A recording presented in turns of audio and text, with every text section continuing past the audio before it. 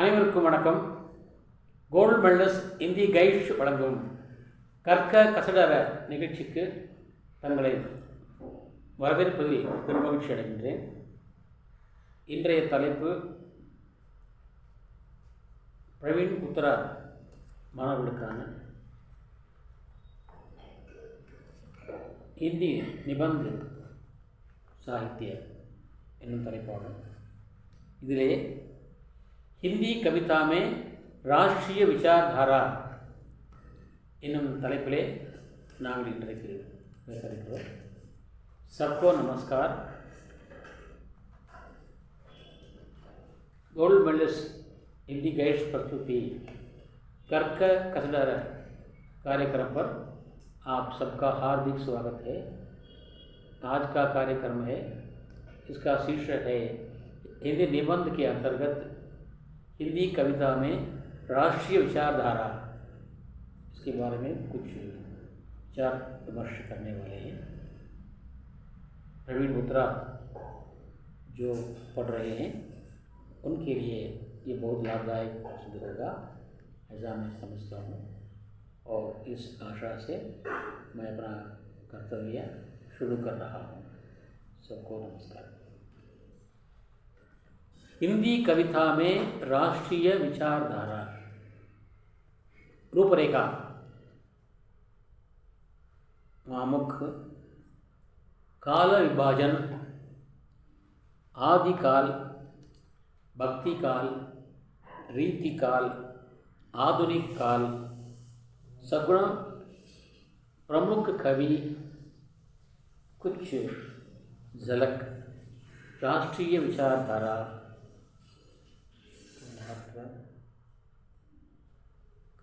और या महत्व निष्कर्ष. भूमिका. आरामुख. कविता विचारों और भावों की अभिव्यक्ति का साधन है. आप सब जानते हैं कविता भावों की अभिव्यक्ति का एक साधन है. भाषा भी वही काम करती है. कवि अपने भावों का प्रचार समाज में अपनी तेजोमयी वाणी से करता है.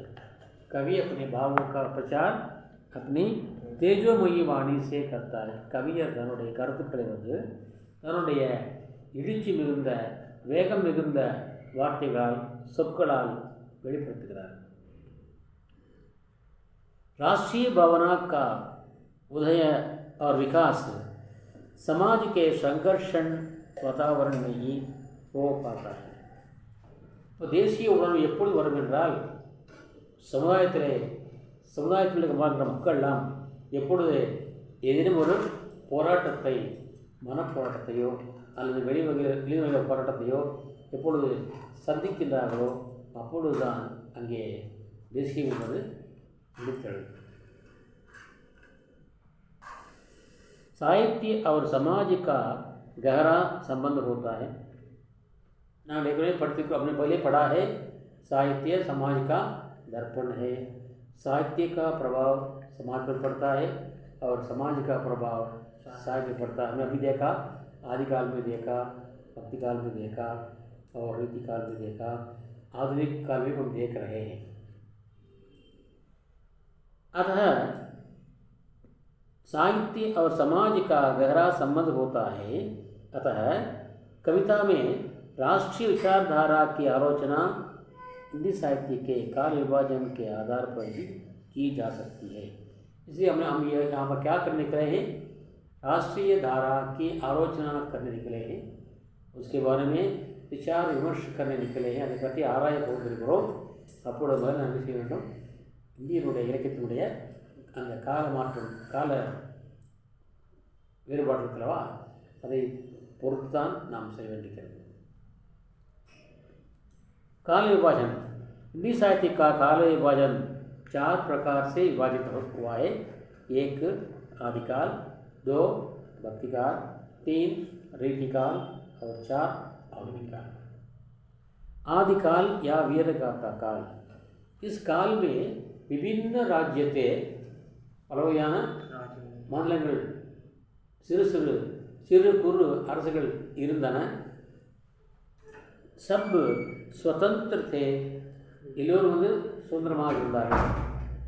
கவி ராஜாஸ்ரித்தே கவிஞர்கள் அரசரை நம்பியிருந்தார்கள்.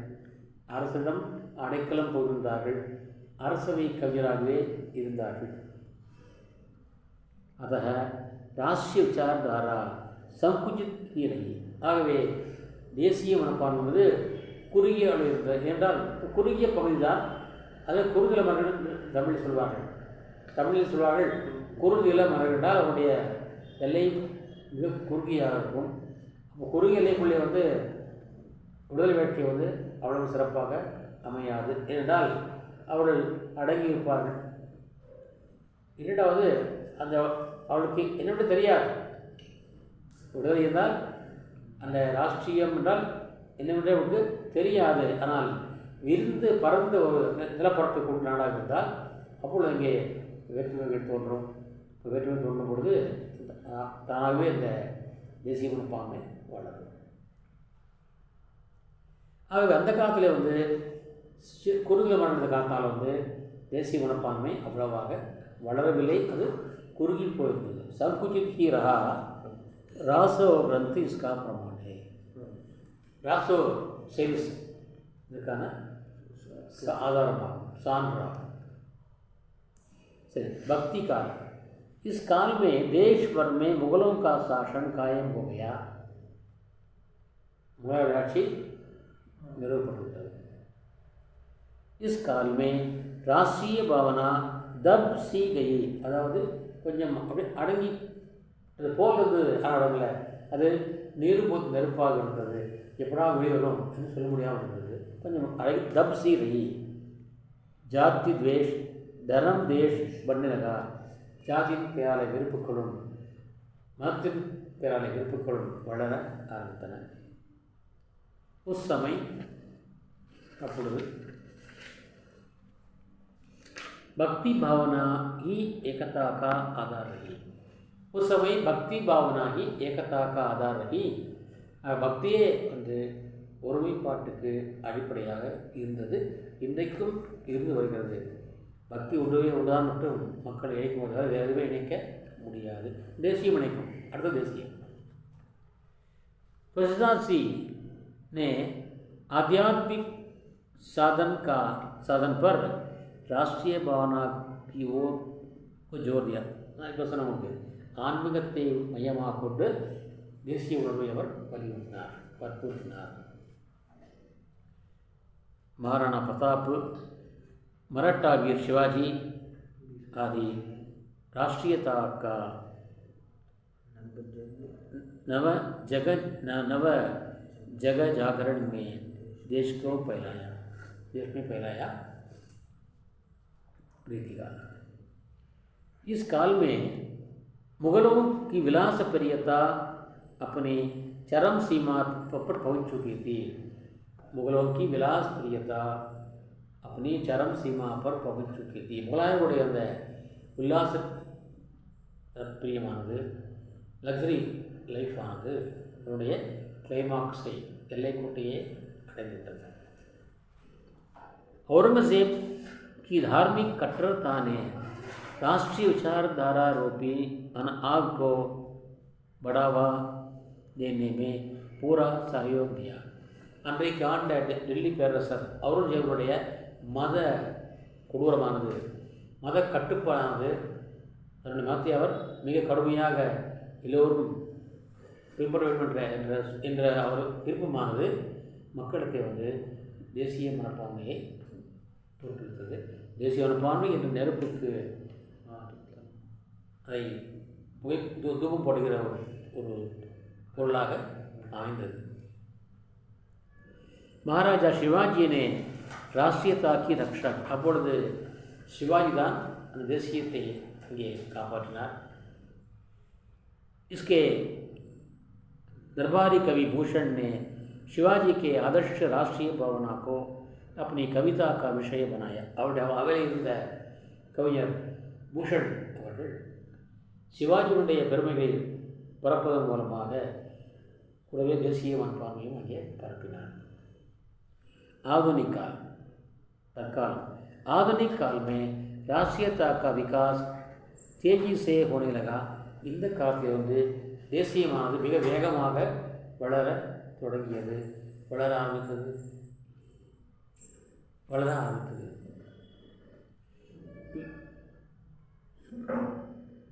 अंग्रेजों की दमन नीति ने इस राष्ट्रीय भावना को बढ़ावा दिया. ஆங்கிலேயருடைய அடக்குமுறையானது தேசிய உணர்ச்சிக்கு மிக ஊக்கமளித்தது. ஏனென்றால் ஒரு ஆறு ஒரு தண்ணி நீப்பெருக்கு வேகமாக வரும்போது அதை தடுத்து நிறுத்தினால் அவருடைய வேகம் வந்து அதிகமாகும். ஆங்கிலேயருடைய அடக்குமுறையானது தேசிய மனப்பான்மையை இன்னும் வளர்த்தது.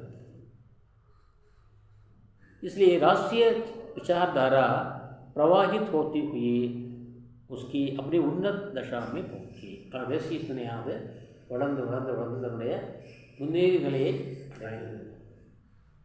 ராஷ்ட்ரிய தாராக்கே பிரமுख கவி ஆக தேசிய நீரோட்டத்தில் கலந்து கொண்ட முக்கியமான கவிஞர்கள் யாரார்?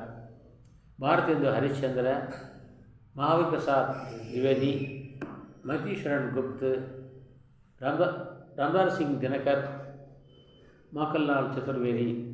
அவருடைய பேரே வந்து ஏக் பாரதிய ஆத்மா.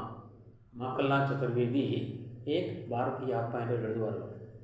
துணை பேர் வந்து ஏக் பாரதிய ஆத்மா, ஒரு இந்தியாவுடைய ஆத்மா. சுமித்ரானந்தன் பந்த், சுமித்ரா நந்தன் பந்த், நிராலா, हरिवंश राय बच्चन, श्याम नारायण पांडे, सुभद्रा कुमारी चौहान आदि राष्ट्रीय विचारधारा के कवियों में प्रमुख हैं. कुछ झलक भारत माता की विजय में आकांक्षा करते हुए निराला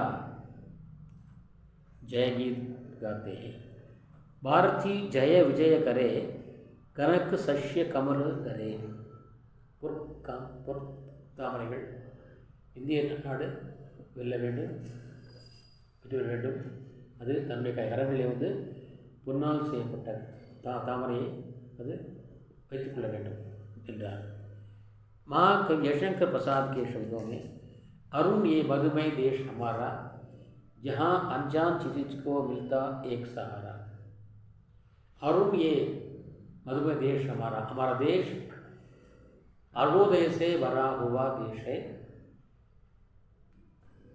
சூரியன் உதிக்கும் நாடு என்று ஒரு நாட்டை சொல்வார்கள். இந்த நாட்டை குறிப்பாக சூரியன் உதிக்கும் நாடு என்று ஒரு நாட்டுக்கு பெயர் ஜப்பான். ஜப்பானை சொல்வார்கள். அன்றைக்கு சொல்லுகிறார், இல்லை இல்லை பாரதம் என்கிறார். அருண் ஏ மதுமய தேஷ் ஹமாரா, சூரியன் உதிக்கின்ற தேன் போன்ற இனிய நாடு நம்முடைய பாரத நாடு. यहाँ अनजान चितिज को मिलता एक सहारा. कवि तो வைரமுத்து சொல்வார், ஒரு கவிதை சொல்வார். ஒரு பெண், அந்த பெண்ணுக்கு யாருமே ஆதரவு இல்லை, அவள் ஆதரவற்ற அபலையாக தனிக்கட்டையாக இருக்கின்றாள். அப்போது அந்த பெண் பாடுதான் ஒரு கவிதையை எழுதியிருக்கிறார். தொடுவானம் என் சொந்தங்கள் என்கிறார். தொடுவானம் என் சொந்தங்கள், ரோஜாவை தாளாட்டும் தென்றல் அப்படிங்கிறார். அதை கூட தென்றல் தாளாட்டுதாமா, எனக்கு யாரும் இல்லைங்கிறார். தொடுவானம் என் சொந்தங்கள், இந்த ஹாரிசன் சொல்வார்கள், HORIZON போயிடும். அது என்ன? தொடுவானம். நம்ம இங்கேருந்து பார்க்கின்ற பொழுது அது வானம் வந்து பூமியை தொடுற மாதிரி தெரியும்.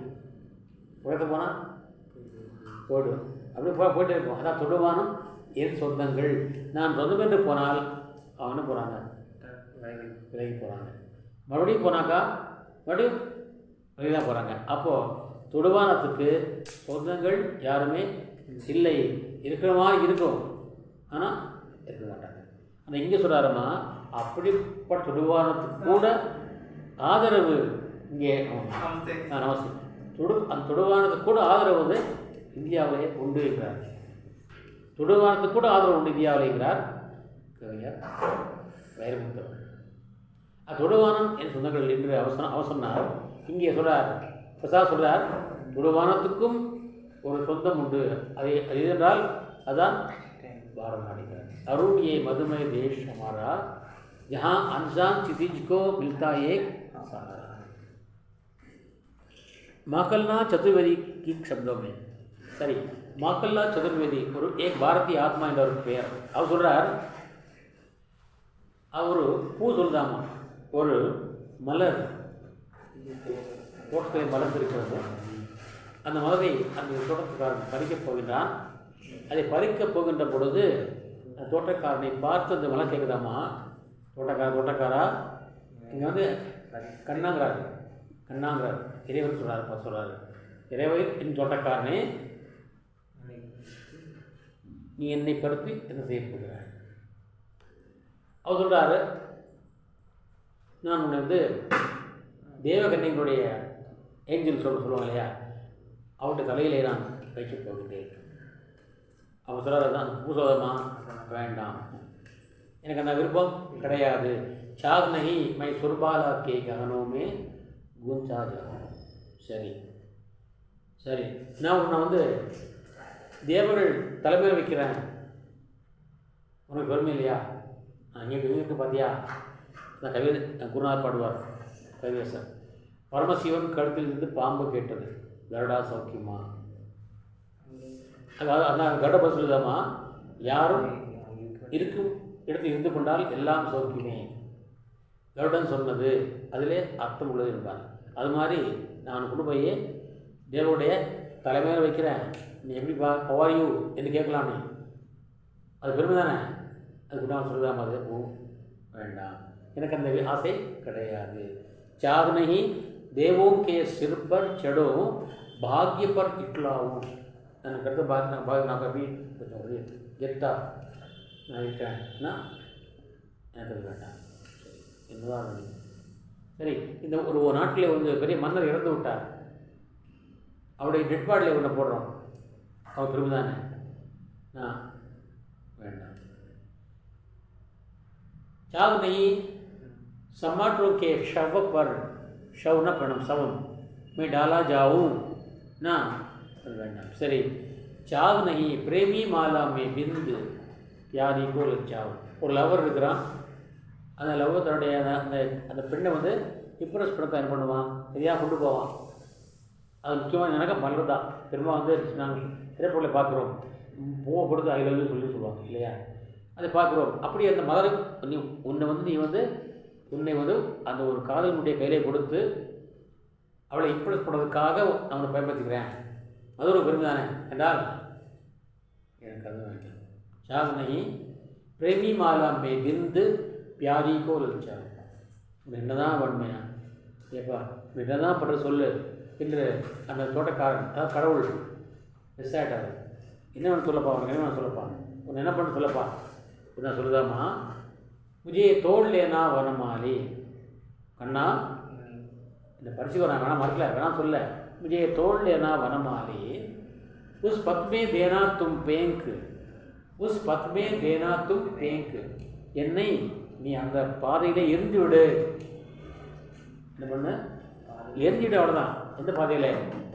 மாத்ருபூமி பர் சீஸ் செடானே ஜிஸ்பத் ஜாவே வீர் அனே. தாய்நாட்டுக்காக தன் தலையே அர்ப்பணிப்பதற்காக வீரர்கள் எந்த பாதையை போகின்றார்களோ அந்த பாதையை போட்டு எரிஞ்சிடு. அவர்கள் தன்னுடைய பூட்ஸ்க்காக என்னை வந்து மீத்து கொண்டு போகட்டும். இப்படி என்ன அந்த பூவை மையமாக வச்சு அவர் நாட்டுப்பட்டை மக்களுக்கு புரிய வைக்கிறார். मुझे तोड़ लेना वनमाली, उस पथ में देना तुम पेंक, मातृभूमि पर शीश चढ़ाने जिस पर जावे वीर अनेक. 174 174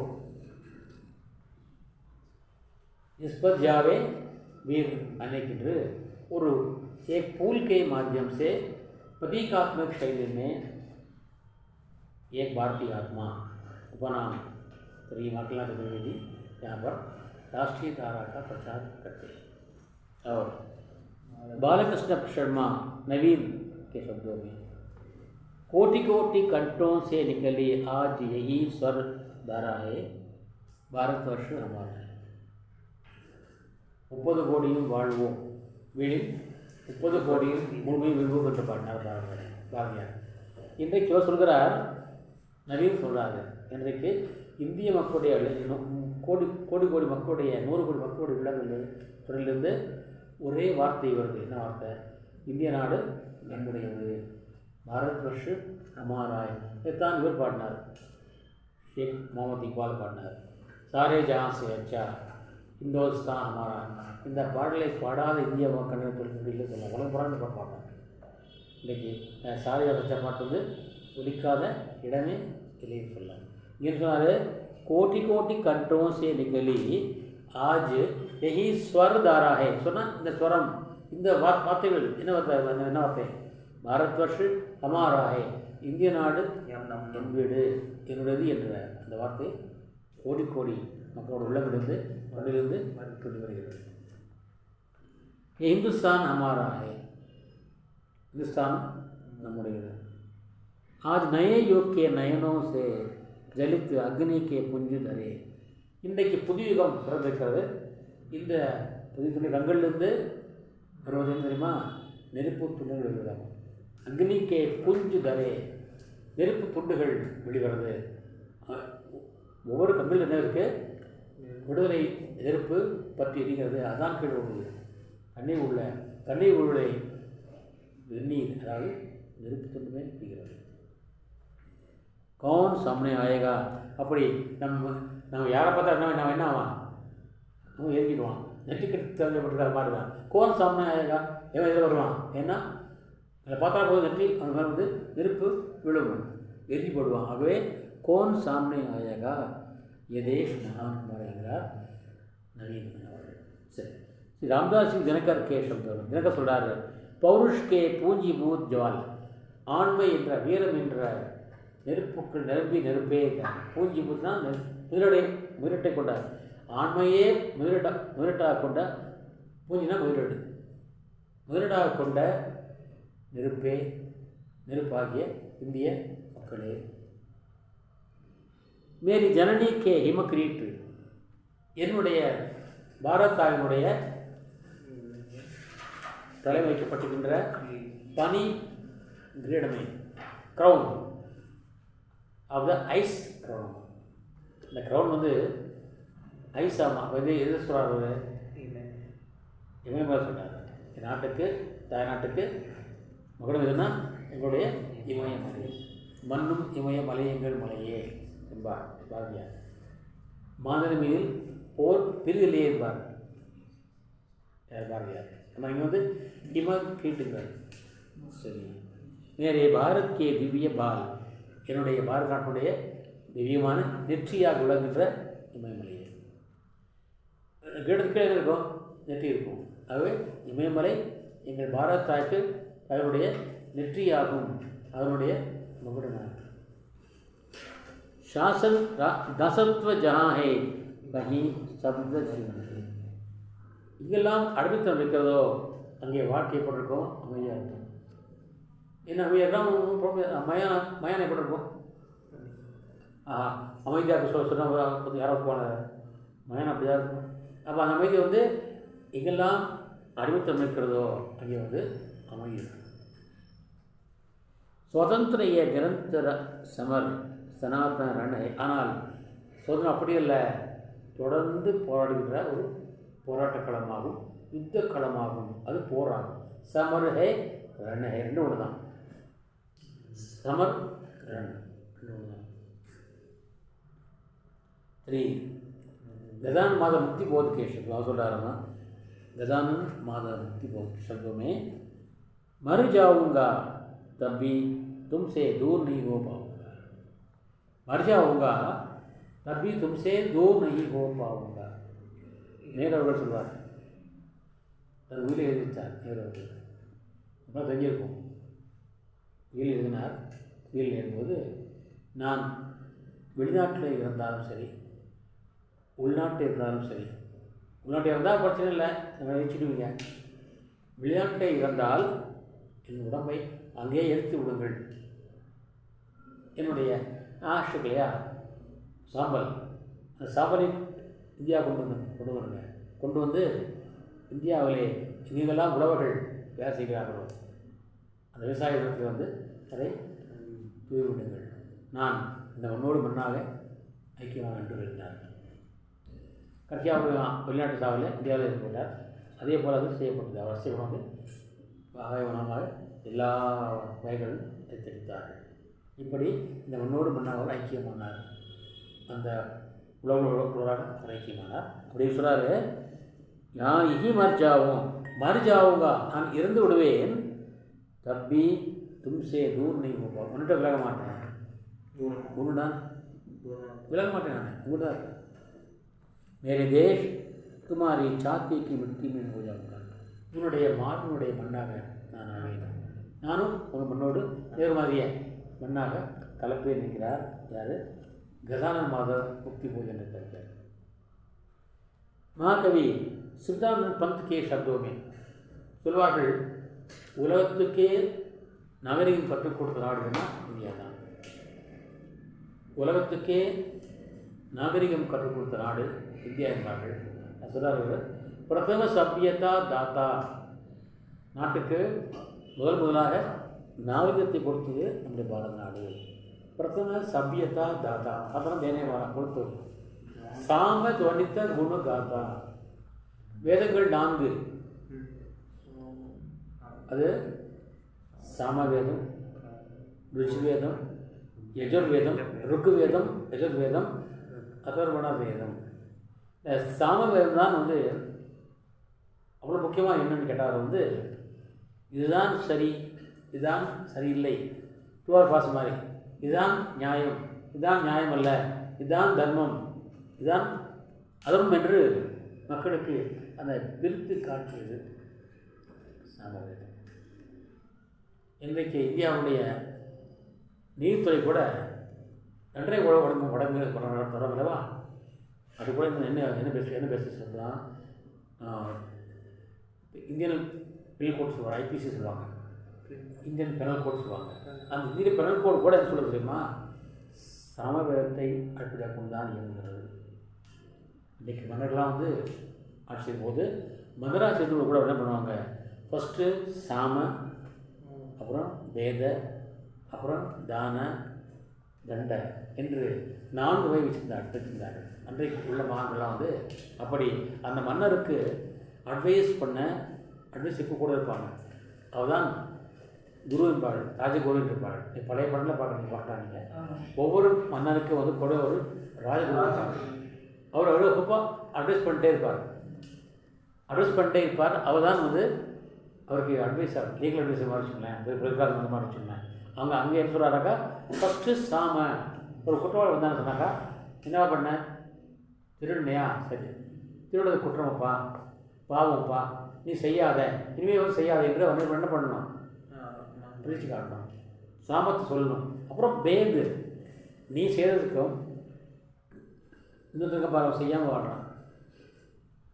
நீ கூட காரணம் நேற்று போய் நாங்கள் பேசிக்கிட்டோம். என்ன பேசிக்கிட்டோம்? ஒருத்தர் திருடுறான், பாவம் செய்கிறான், கொலை பண்ணுறான், நாம் செய்ய முடியுமா? அப்போ அவன் செய்ய நம்ம வித்தியாசம் இருக்குது. இப்போ நம்மளும் அதை ஆடுமில்ல, ஆடக்கூடாதுல்ல, அந்த டிஃபரன்ஸ் இருக்கு இல்லையா? நாம் செய்ய முடியும். அப்போ நாம் என்ன பண்ணுறோம், நாகரிகம் இந்த மாதிரி கல்ச்சர்டு சிவிலைஸ்டு பர்சன். நாங்கள் என்ன செய்யணும், அந்த வேற்றுமையை பொறுத்து கொண்டு நாம் அந்த தவறை வந்து செய்யாமல் இருக்கொண்டு அந்த பேதம் சொல்லுவாங்க. சரி, அந்த ஃபஸ்ட்டு குற்றவாளிக்கு வந்து சொல்லுவாங்க, நியாயத்தை சொல்வார்கள். அதன் பிறகு குற்றத்துக்கும் குற்றம் இன்மைக்கும் உள்ள அந்த வேற்றுமையை அவர்கள் விளக்குவார்கள். யார்? நீதிபதிகள். அன்றைக்கி யார்? அரசன்தான். அன்றைக்கி அரசன்தான். மன்னன் வழி, மக்கள் அவ்வழி என்பார்கள். ஆக அந்த மன்னன் நினைக்கணும், ஃபஸ்ட்டு வந்து சாமத்தை கடைப்பிடிக்கணும், ஃபாலோ பண்ணணும். அது பிறகு வேது ஃபாலோ பண்ணணும். அதுக்கு அப்புறம் வந்து அவன் என்ன பண்ணுறான், அந்த குற்றவாளி அவங்க ஏறான், நான் புரிஞ்சுட்டேயா, நான் இனிமேல் வந்து செய்ய மாட்டேங்கய்யா, இனிமேல் தப்பு செய்ய மாட்டேங்கய்யா என்று அவன் அந்த குற்றத்தை ஒப்புக்கொண்டால் அந்த மன்னன் என்ன பண்ணணும், மன்னிச்சிடணும். அதான் மகான். மன்னிப்பவனே மகான் ஆவான். க்ஷமா சஜ்ஜனஸ்ய பூஷணம்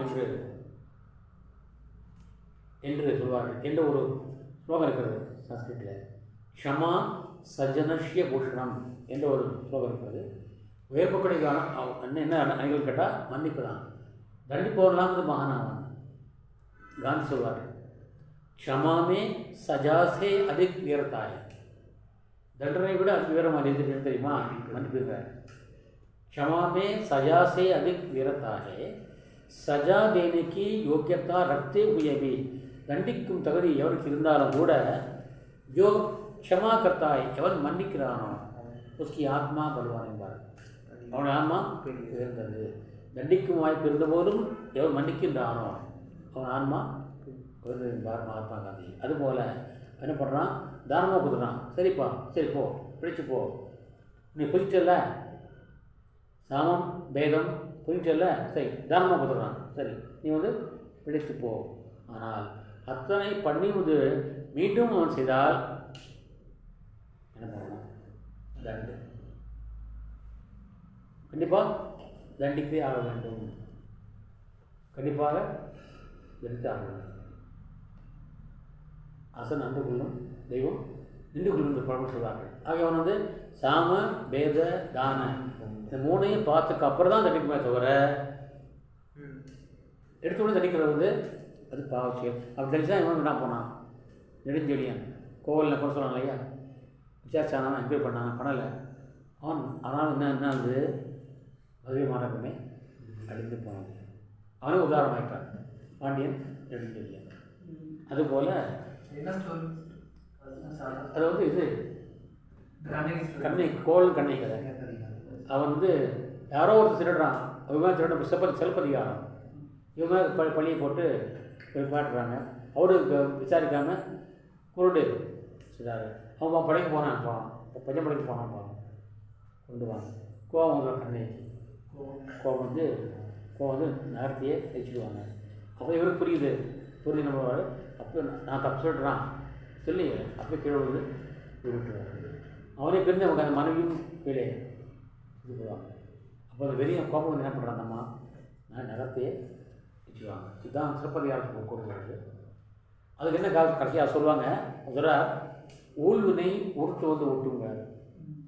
ஏன் கோவலுக்கு நடந்தது, ஏன் கண்ணைக்கு நடந்தது, ஏன் வந்து இந்த பாண்டி விஜயனுக்கு நடந்தது, அந்த மாதிரி ஏன் இறந்து போனாங்க காரணம் இருக்கிறது தான் ஊழ்வினைங்க அரசியல். ஊழ்வினை என்றால் தான் செய்த முன்பிறவி சேர்ப்பாங்க. அதான் ஊழ்வினை. நீ ஏதாவது பாவம் பண்ணினால் அது இப்படி தான் சேரும், எப்படியோ வந்துடும். நீங்கள் வந்து சில பேர் தப்புப்பட்டே இருப்பாங்க, தப்புப்பட்டே இருப்பாங்க, ஆனால் தப்பே பண்ணாமல் இருப்பாங்க, சிக்கிக்குவாங்க. அதுதான் ஊழ்வினைங்கிறது.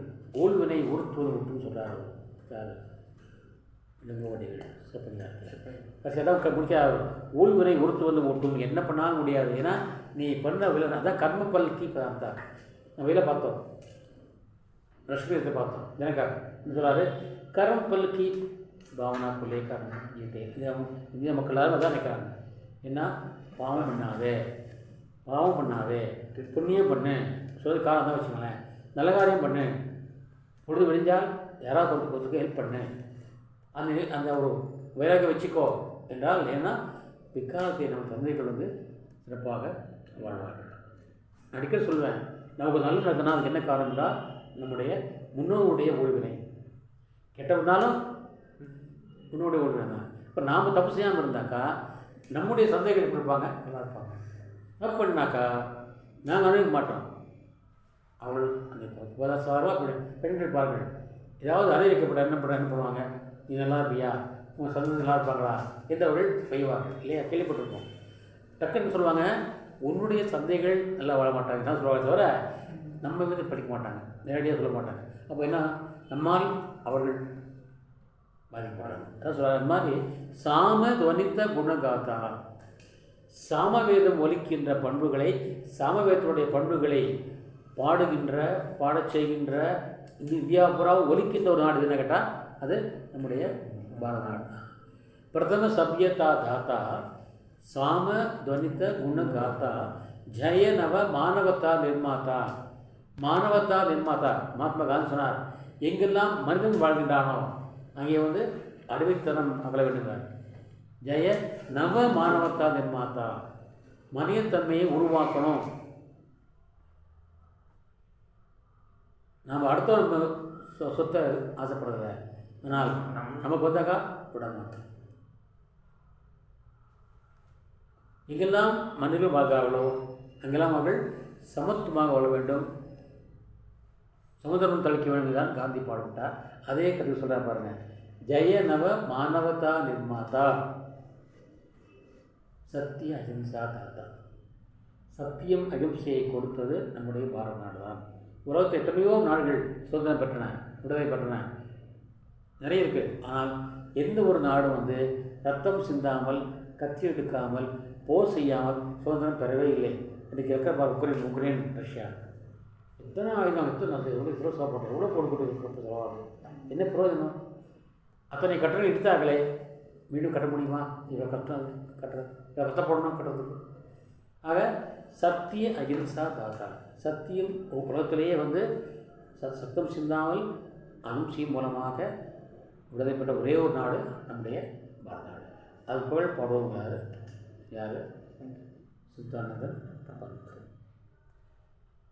அப்புறம் அருள் சொல்கிறா பாருங்க, அருள் சாஹிப் பச்சன் சொல்கிறா பாருங்க, ஹம் चले विश्व को देने को मानव சுதந்திர கா சந்தேஷ். நாங்கள்லாம் இந்திய மக்கள், நாங்கள் இப்போ வீரடை போட்டு போகிறோம். எதுக்காக போகிறோம்? உலகம் பூராவில் வந்து எங்கெல்லாம் மனிதர்கள் வாழ்கிறார்களோ அவங்களாம் வந்து சுதந்திரமாக வாழணும் என்ற மெசேஜை கொடுப்பதற்காக நாம் எல்லோரும் சேர்ந்து சொல்கிறார். யார்? ஹரிவன்ஷ் ராய பச்சன். உங்களுக்கு தெரியும் பச்சனை யார் தெரியுமே, அவருடைய ஃபாதர் ஹரிவன்ஷ் ராய பச்சன் மிகப்பெரிய கவிஞர். ஹம் சலே விஸ்வ கோ தேனே கோ மானவ சுதந்திரதா கா சந்தேஷ். சரி, அப்புறம் நிறைய சொல்கிறார், நிறைய அவங்களுக்கு டைம் ஆகிடும். ஆகவே ஹம் ஜனம்ஸ்த அதிகாரோं को ले एक दूसरे से ना छीन. திலகர் உங்களுக்கு தெரிஞ்சுக்கிறேன், லோகமானிய திலகர் சொல்லுவார், சொன்னார், freedom is my birth right சொன்னார். சுதந்திரம் எனது பிறப்புரிமை, அதை யாராலும் மாற்ற முடியாது, எனது பிறப்புரிமை. நான் கேட்பேன், ஏகாந்த் சொல்கிறீங்க யாரான்னு கேட்டார். யாரை வருகிறாரு? வெள்ளைக்காரனை பார்த்து கேட்டார். ஏகாந்த் நீ யார்? இஸ் மை பர்த் ரைட்னார். எனது பிறப்புரிமை, நீ யார் வேணாம் சொல்கிறது? இந்த நாட்டில் பிறந்திருக்கிறேன், எனக்கு உரிமை இருக்குது, நீ தான் வெளியே வந்திருக்க, நீ போடான்னு சொன்னார்.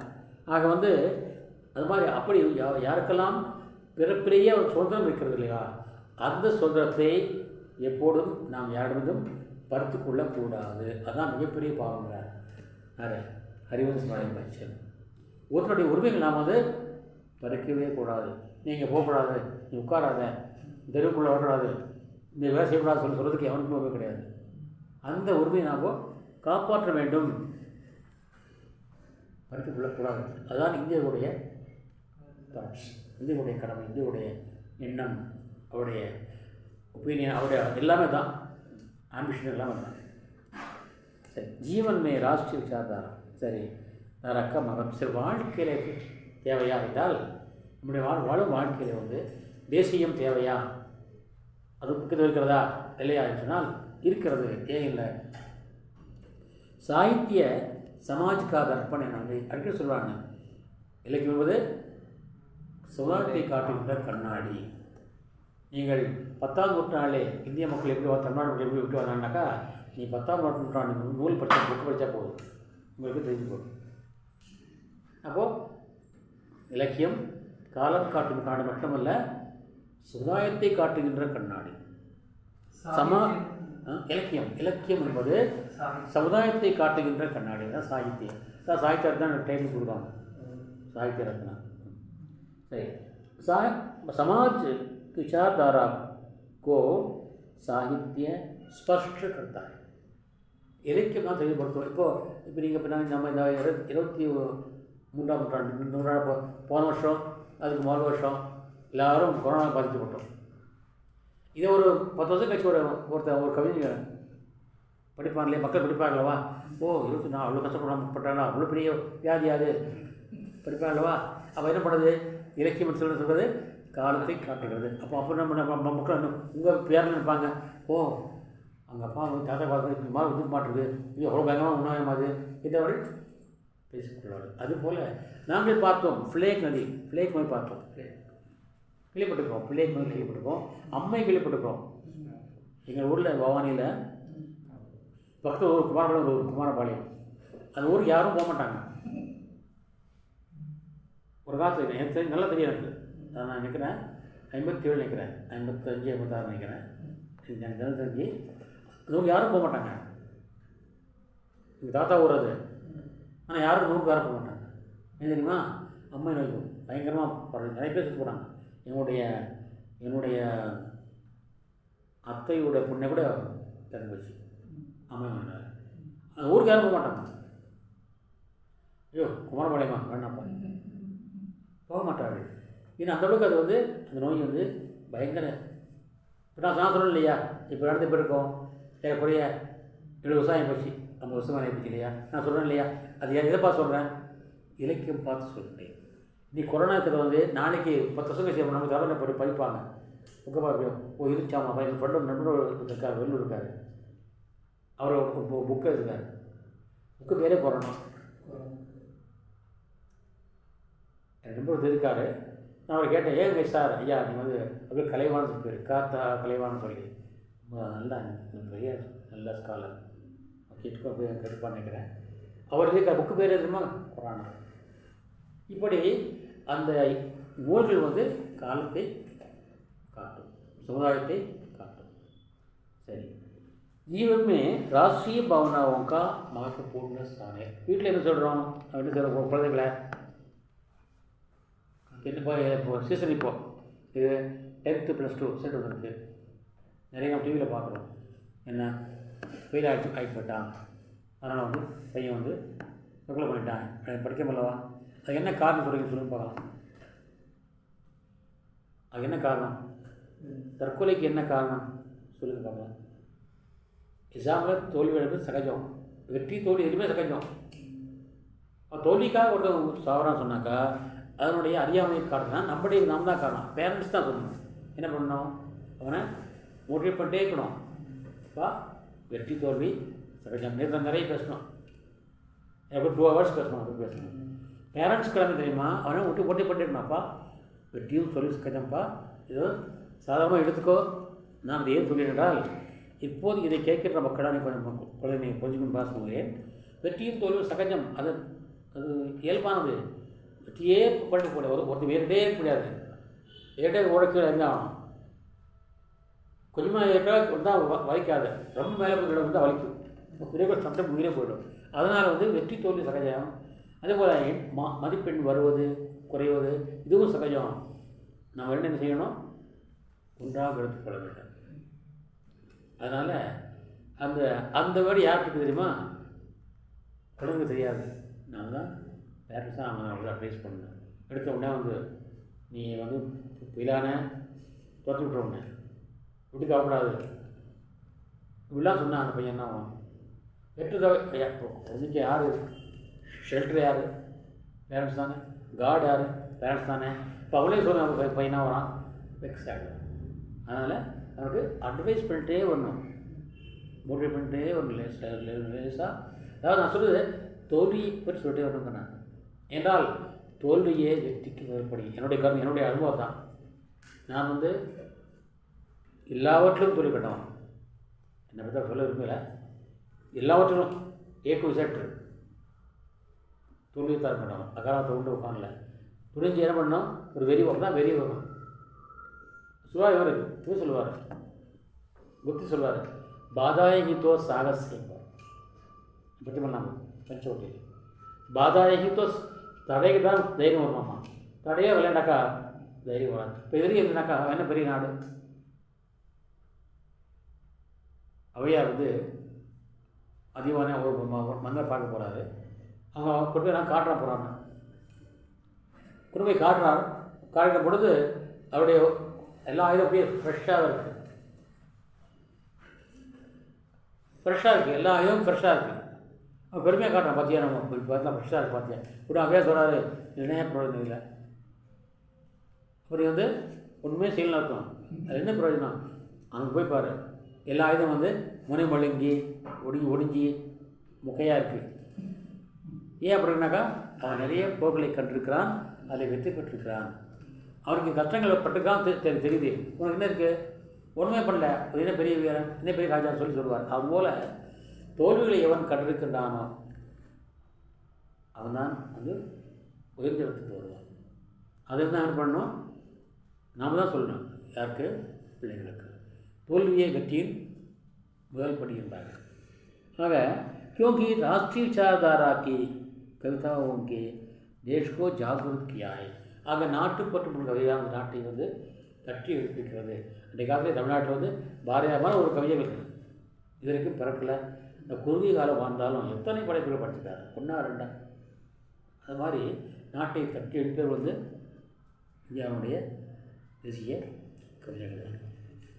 निष्कर्ष इस प्रकार राष्ट्र विचारधारा साहित्य को स्वाभाविक रूप से महान बना दिया है.